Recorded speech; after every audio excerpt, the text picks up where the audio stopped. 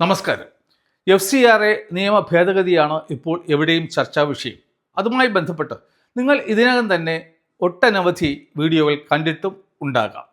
നമ്മുടെ വഖഫ് നിയമം പോലെ തന്നെ ഓരോ ഇന്ത്യൻ പൗരനും അറിഞ്ഞിരിക്കേണ്ട ഒരു വിഷയമാണ്. വഖഫിനെ സംബന്ധിച്ച് ഇനി ഒരു പ്രശ്നമില്ല. പുതിയ ഭേദഗതി വന്നതോടുകൂടി മുനമ്പം ഇനി ഇന്ത്യയിൽ ഒരിടത്തും ആവർത്തിക്കില്ല എന്നുള്ള കാര്യം ഉറപ്പാണ്.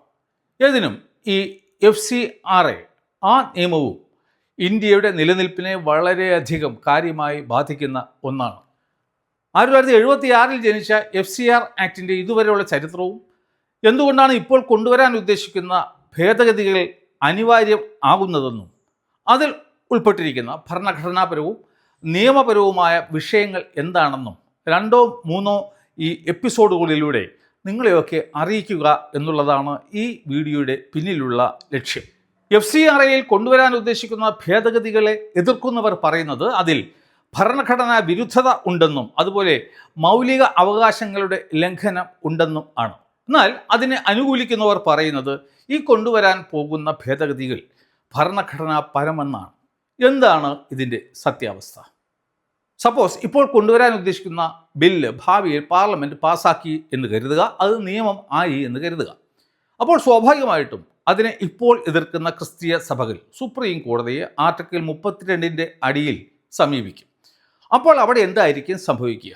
ഈ ഒരു കാര്യമാണ് വളരെ ലളിതമായിട്ട് സാധാരണക്കാർക്ക് പോലും മനസ്സിലാകത്തക്ക ഭാഷയിൽ അവതരിപ്പിക്കാൻ ഞാൻ ആഗ്രഹിക്കുന്നത്. ഈ എപ്പിസോഡുകൾ നിങ്ങൾ കണ്ടു കഴിഞ്ഞാൽ ഇപ്പോൾ കൊണ്ടുവരാൻ ഉദ്ദേശിക്കുന്ന ഭേദഗതികൾ ഭരണഘടനാപരമാണോ അല്ലയോ എന്നുള്ള ഒരു തീരുമാനത്തിൽ എത്താൻ നിങ്ങളെ സഹായിക്കും എന്നുള്ള കാര്യത്തിൽ എനിക്ക് ഉറപ്പുണ്ട്. FCRA നിയമത്തെക്കുറിച്ചിട്ട് ആധികാരികമായിട്ട് മനസ്സിലാക്കണം എന്ന് ആഗ്രഹിക്കുന്ന എല്ലാവരും ഈ ചാനൽ സബ്സ്ക്രൈബ് ചെയ്യണം എന്ന് ഞാൻ കരുതുന്നു. തുടർന്ന് ഇതുമായി ബന്ധപ്പെട്ട എല്ലാ എപ്പിസോഡുകളും കാണണമെന്നും നിങ്ങളുടെ വിലയേറിയ അഭിപ്രായം അതിൽ രേഖപ്പെടുത്തണം എന്നും കൂടി ഞാൻ അഭ്യർത്ഥിക്കുകയാണ്. നമ്മുടെ രാജ്യത്തേക്ക് യാതൊരു വിധത്തിലുമുള്ള നിയന്ത്രണങ്ങളും ഇല്ലാതെ ആർക്കും യഥേഷ്ടം പണം കൊണ്ടുവരാം. അതിനുള്ള അനുമതി സർക്കാർ നൽകി എന്ന് കരുതുക. എന്തായിരിക്കും ഈ രാജ്യത്തിൻ്റെ അവസ്ഥ? അത് ഈ രാജ്യത്തിൻ്റെ പരമാധികാരത്തെയും രാഷ്ട്രീയത്തെയും സുതാര്യമായ പ്രവർത്തനത്തെയും ഒക്കെ തന്നെ പ്രതികൂലമായി ബാധിക്കും എന്നുള്ള കാര്യത്തിൽ യാതൊരു തർക്കവുമില്ല. പ്രത്യേകിച്ചും അമേരിക്കൻ ഡീപ് സ്റ്റേറ്റ് പോലെ ഒക്കെയുള്ള ഈ ശക്തികൾ നമ്മുടെ രാജ്യത്തെ എങ്ങനെ തകർക്കാം എന്ന് തല പുകഞ്ഞ് ആലോചിച്ചു കൊണ്ടിരിക്കുന്ന ഈ വേളയിൽ 1947 സ്വാതന്ത്ര്യം കിട്ടിയതിന് ശേഷം നമ്മുടെ രാജ്യത്തിന് വളരെ ഉയർന്ന നിരക്കിലുള്ള വിദേശ സഹായങ്ങൾ ലഭിച്ചിരുന്നു. എന്നാൽ അങ്ങനെ വരുന്ന വിദേശ ഫണ്ടുകളെ നിയന്ത്രിക്കാൻ വേണ്ടിയിട്ട് 1976 വരെ പ്രത്യേകിച്ച് യാതൊരു വിധത്തിലുമുള്ള നിയമങ്ങളും ഉണ്ടായിരുന്നില്ല. 1960കളിലും 70കളിലും അങ്ങനെ എത്തുന്ന വിദേശ പണം ഇവിടുത്തെ രാഷ്ട്രീയ പാർട്ടികളെയും മാധ്യമങ്ങളെയും NGOകളെയും ഒക്കെ സ്വാധീനിക്കുന്നു എന്ന് കണ്ടതിനെ തുടർന്നാണ് 1976 അന്നത്തെ പ്രധാനമന്ത്രിയായിരുന്ന Indira Gandhi foreign contribution regulation act എന്ന നിയമം കൊണ്ടുവന്നത്. രാജ്യത്തിനകത്തേക്ക് പണം ഒഴുക്കുന്നതിലൂടെ രാജ്യത്തിൻ്റെ സുരക്ഷയും അതുപോലെ തന്നെ തിരഞ്ഞെടുക്കപ്പെട്ട സർക്കാരുകളെയും അട്ടിമറിക്കാൻ സാധിക്കും എന്നുള്ള കാര്യം ഇതിനകം തന്നെ തെളിയിക്കപ്പെട്ട കാര്യമാണ്. ഉദാഹരണത്തിന് ലോകത്ത് ആദ്യമായിട്ട് തെരഞ്ഞെടുപ്പിലൂടെ ബാലറ്റിലൂടെ അധികാരത്തിൽ വന്ന കമ്മ്യൂണിസ്റ്റ് മന്ത്രിസഭ EMSൻ്റെ മന്ത്രിസഭ അതിനെ അട്ടിമറിക്കാൻ വേണ്ടിയിട്ട് അമേരിക്കയുടെ CIA പണം ഉപയോഗപ്പെടുത്തിയിരുന്നു എന്ന് തെളിയിക്കപ്പെട്ട കാര്യമാണ്. ഈ FCRA കൊണ്ടുവന്നത് തന്നെ ഇവിടുത്തെ രാഷ്ട്രീയ പാർട്ടികൾക്കും സന്നദ്ധ സംഘടനകൾക്കും അസോസിയേഷനുകൾക്കും മറ്റും പണം ലഭിക്കാതിരിക്കാൻ വേണ്ടിയായിരുന്നു. അതായത് തൻ്റെ അധികാരത്തിന് തൻ്റെ സ്ഥാനത്തിന് ഭീഷണിയാകാൻ സാധ്യതയുള്ള ആൾക്കാരെ തടയുന്നതിന് വേണ്ടി. അതുകൊണ്ട് തന്നെ 1976 ഇന്ദിരാഗാന്ധി FCRA നിയമം കൊണ്ടുവന്നത് രാജ്യസുരക്ഷയെ മാത്രം മുൻനിർത്തിയാണോ എന്നുള്ള കാര്യം പരിശോധിക്കപ്പെടേണ്ടതാണ്. എന്നാൽ തന്നെയും 1976 നിയമത്തിൽ എഴുതി വച്ചിരിക്കുന്നത് ആ നിയമം കൊണ്ടുവന്നത് രാജ്യസുരക്ഷയെ രാജ്യത്തിൻ്റെ പരമാധികാരത്തെ സംരക്ഷിക്കുന്നതിന് വേണ്ടിയിട്ടാണ് എന്നായിരുന്നു. 50 കൊല്ലങ്ങൾക്ക് മുമ്പ് അന്ന് രാജ്യം നേരിട്ടിരുന്ന രാജ്യസുരക്ഷാ ഭീഷണികളെ മുന്നിൽ കണ്ടുകൊണ്ടാണ് ഇന്ദിരാഗാന്ധി അടിയന്തരാവസ്ഥക്കാലത്ത് 1976 FCRA നിയമം കൊണ്ടുവന്നത്. എന്നാൽ ഇന്ന് കാലം ഏറെ കഴിഞ്ഞു പോയിരിക്കുന്നു. ഇന്ന് രാജ്യത്തിൻ്റെ പുറത്തു നിന്നുള്ള ശക്തികളിൽ നിന്ന് മാത്രമല്ല മറിച്ച് ഇന്ത്യക്കകത്ത് നിന്നു തന്നെ പ്രവർത്തിക്കുന്ന സംഘടിതരായ ദേശവിരുദ്ധ ശക്തികളിൽ നിന്നും കൂടി നമ്മുടെ രാജ്യം ഭീഷണി നേരിടുകയാണ്. അപ്പോൾ വിദേശത്തു നിന്നും അത്തരം സംഘടനകളിലേക്ക് പണം ഒഴുക്കുന്നത് അവരുടെ പ്രവർത്തനങ്ങളെ ശക്തിപ്പെടുത്തുന്നതിനും അവർക്ക് ഊർജം പകരുന്നതിനും വേണ്ടിയാണ്. രാജ്യത്ത് ഉരുത്തിരിയുന്ന വിധ്വംസക പ്രവർത്തനങ്ങളെ സൂക്ഷ്മമായി നിരീക്ഷിച്ചുകൊണ്ട് പഠിച്ചുകൊണ്ട് കാലാകാലങ്ങളിൽ ഇത്തരത്തിലുള്ള നിയമത്തിലും ഭേദഗതി വരുത്തേണ്ടതുണ്ട്. അതുകൊണ്ടാണ് 1976 ഇന്ദിരാഗാന്ധി കൊണ്ടുവന്ന നിയമത്തെ പൊളിച്ചെഴുതിക്കൊണ്ട് റിപ്പീൽ ചെയ്തുകൊണ്ട് ഒരു പുതിയ നിയമം കോൺഗ്രസിൻ്റെ മൻമോഹൻ സിംഗ് സർക്കാർ കൊണ്ടുവന്നത്. അതിലും എഴുതി വച്ചിട്ടുള്ളത് രാജ്യ സുരക്ഷയെയും അതുപോലെ തന്നെ രാജ്യത്തിൻ്റെ പരമാധികാരത്തെയും സംരക്ഷിക്കുന്നതിന് വേണ്ടിയിട്ടാണ് ഈ നിയമം കൊണ്ടുവരുന്നത് എന്നാണ്. തുടർന്ന് 2020 മോദി സർക്കാർ അതിൽ വേറെ കുറേ ഭേദഗതികൾ വരുത്തി. അതിന് തൊട്ട് 6 വർഷങ്ങൾക്ക് ശേഷമാണ് പുതിയ ഭേദഗതി കൊണ്ടുവരുവാൻ ഈ സർക്കാർ ശ്രമിക്കുന്നത്. എന്താണ് അതിലേക്ക് നയിച്ച കാരണങ്ങൾ എന്നുള്ളത് ഓരോ ഇന്ത്യക്കാരനും അറിഞ്ഞിരിക്കേണ്ടതുണ്ട്. പുതിയ കാലത്തെ വെല്ലുവിളികളെ പഴയ നിയമം കൊണ്ട് നേരിടുക തികച്ചും അസാധ്യമായ ഒരു കാര്യമാണ്. ഇന്ന് തീവ്രവാദി പ്രവർത്തനത്തിൻ്റെ രീതി തന്നെ മാറിയിരിക്കുന്നു. പണ്ട് കാലത്ത് ഈ കലാപങ്ങൾ മാത്രമാണ് ഉണ്ടായിരുന്നതെങ്കിൽ ഇന്ന് അതിൻ്റെ രൂപവും ഭാവവും മാറി. തീവ്രവാദി സംഘടനകളുടെ പ്രവർത്തനങ്ങൾ പ്രഥമദൃഷ്ട്യാ കാണാൻ പോലും സാധിക്കാത്ത ഒന്നായി മാറിയിരിക്കുന്നു. ഉദാഹരണത്തിന് മണിപ്പൂർ കലാപവുമായി ബന്ധപ്പെട്ട് അടുത്ത കാലത്ത് ഒരു അമേരിക്കൻ പൗരനെ അറസ്റ്റ് ചെയ്തു. കൂടാതെ മണിപ്പൂരിലെ കലാപകാരികളുടെ കയ്യിൽ നിന്നും AK-47 റോക്കറ്റ് ലോഞ്ചർ, ഡ്രോണുകൾ എന്നിവയും പിടികൂടി. അതിനുപരിയായിട്ട് അടുത്ത കാലത്ത് ഡൽഹിയിലെ അൽ-ഫലാ യൂണിവേഴ്സിറ്റി കേന്ദ്രീകരിച്ച് പ്ലാൻ ചെയ്ത് നടപ്പിലാക്കിയ സ്ഫോടനത്തെക്കുറിച്ചും നമുക്ക് ഏവർക്കും തന്നെ അറിയാമെന്നുള്ളതാണ്. ഇവിടെ ഓർക്കേണ്ട ഒരു കാര്യം, അതിനായിട്ട് അവർ കോടാനുകോടി വിദേശ നാണ്യം ചെലവഴിച്ചു. അവർക്ക് ഈ FCRA രജിസ്ട്രേഷൻ പോലും ഉണ്ടായിരുന്നില്ല. എങ്കിൽ പിന്നെ അതെങ്ങനെയാണ് സാധ്യമായത്?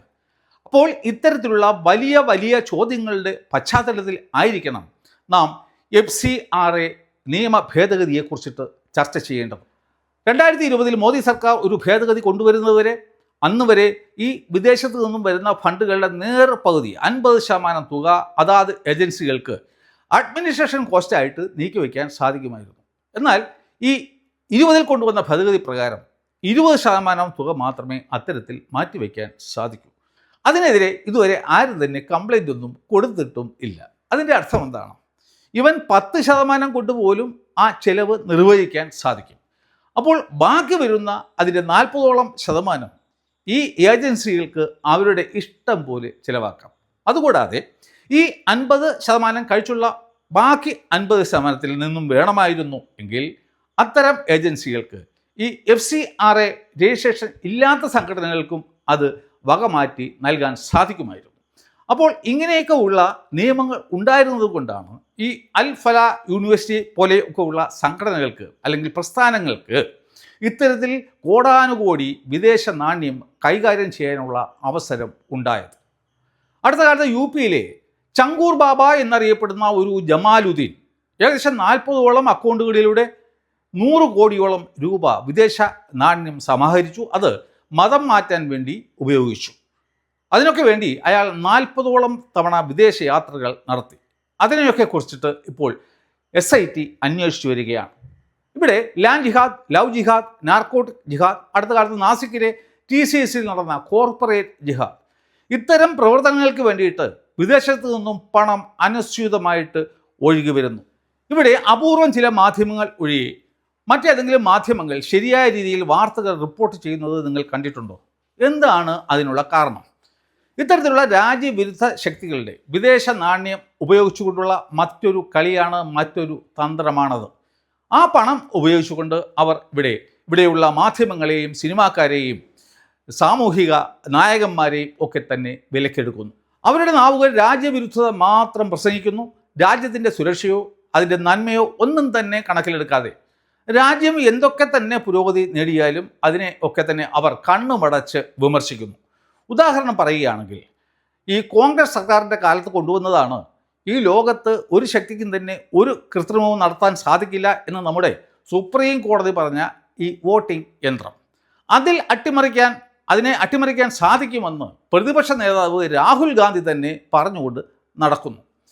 ഇതുമായി ബന്ധപ്പെട്ട് 2024 ഏപ്രിൽ മാസം 26-ാം തീയതി ബഹുമാനപ്പെട്ട സുപ്രീം കോടതി ഒരു ജഡ്ജ്മെൻറ്റിൽ പറഞ്ഞ കാര്യം ഓരോ ഇന്ത്യൻ പൗരനും അറിഞ്ഞിരിക്കേണ്ടതാണ്. It is of immediate relevance to note that in recent years, a trend has been fast developing of certain vested interest groups endeavoring to undermine the achievements and accomplishment of this nation earned through the hard work and dedication of its sincere workforce. There seems to be a concerted effort to discredit, diminish, and weaken the progress of this great nation on every possible frontier.